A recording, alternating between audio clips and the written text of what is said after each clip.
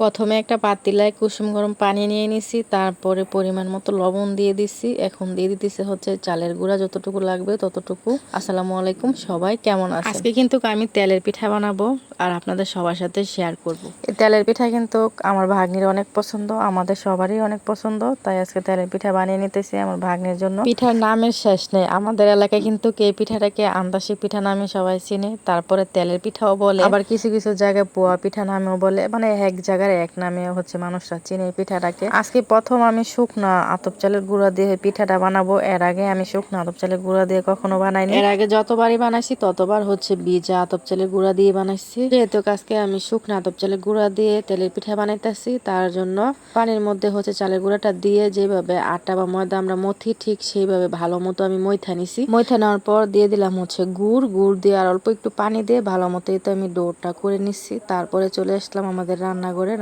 এসে মাটির চুলায় একটা কড়াই বসাই দিছি। কড়াইতে তেল দিয়ে দিছি, তেলটা একটু গরম হওয়ার পর দিয়ে দিলাম হচ্ছে পিঠাটা। যে কড়াইতে পিঠা ভাজতেছি এই কড়াইটা হচ্ছে আমার শাশুড়ি মায়ের হাতের কড়াই। উনি আগে এই কড়াইটা ব্যবহার করতেন, ঠিক এভাবে পিঠা ভাজতেন, কিন্তু উনি দুনিয়াতে নাই। উনির কড়াইটা ঠিকই আছে, হয়তো বা আমি আজকে বাঁচতেছি, আমিও কোনো একদিন থাকবো না, কড়াইটা ঠিকই থাকবে, হয়তো অন্য কেউ ব্যবহার করবে, এই আর কি দুনিয়ার নিয়ম। এই তো পিঠাটা হয়ে গেছে, উঠাই নিতেছি। তো এইভাবে করে কিন্তু আমি অনেকগুলা পিঠে বানিয়ে নিছি। তো আবারও হচ্ছে আরেকটা পিঠার জন্য দিয়ে দিতেছি কড়াইতে। যেটা দিয়ে পিঠাটা দিয়ে দিলাম কড়াইতে, তো সেটা কিন্তু আমাদের এলাকায় আমরা ডাবুর নামে চিনি সবাই, অনেক এলাকায় হচ্ছে অনেকে অনেক নামে চিনতে পারে। আর এই ডাবুটা হচ্ছে আমার জামাইয়ের হাতের। আমার জামাই হচ্ছে নারকেলের যে আইচা আছে সে আইচা দিয়ে হচ্ছে বানাই দিছে সুন্দর করে। আর এই ডাবুরটা দিয়ে কিন্তু আমি সবসময় এই তেলের পিঠা বানাই একদম মাপ মতো। এই ডাবুরটা দিয়ে এক ডাবুর দিলে সুন্দর মতো পিঠাটাও হয়। আর এই ডাবুরটা দিয়ে কিন্তু আমি যখনই দুধ জাল দিই, এই ডাবুরটা দিয়ে হচ্ছে নাড়া দেই, এই আর কি। তো দেখেন আমার এই পিঠাটাও কত সুন্দর হয়ে ফুলছে। অনেকে নাকি পিঠা বানাইলে যে ডোটা গুলে চালের গুঁড়ি দিয়ে, তখন এই ডোটার মধ্যে নাকি ডিম দেয়, তারপরে সোডা দেয়, আর কত কিছু দেয়। আমি কিন্তু কোনো কিছুই দেই না, আমি শুধু হচ্ছে পরিমাণ মতো পানি নেই, পরিমাণ মতো লবণ নেই, আর চালের গুঁড়ি নেই। চালের গুঁড়ির সাথে হচ্ছে একটু আটা নেই, তারপর গুড় নেই, যতটুকু লাগবে ততটুকু দিয়ে আর একটু পানি দিয়ে হচ্ছে হাত দিয়ে আমি ভালো মতো ডোটা গুলা নিই, এই আর কোনো কিছু দেই না। তারপরে কিন্তু আমার পিঠা মাশাআল্লাহ অনেক ভালো হয়, ফুলে। প্রত্যেকটা পিঠা যেমন ফুলে, ভিতর সাইডটা কিন্তু অনেক সুন্দরভাবে হচ্ছে হয়। কিছু কিছু মানুষের হাতে নাকি তেলের পিঠা হইতে চায় না বা ফুলতে চায় না, বানাতে গেলে ফুলে না, আবার হচ্ছে ভিতরের সাইডটা থাকে কাঁচা।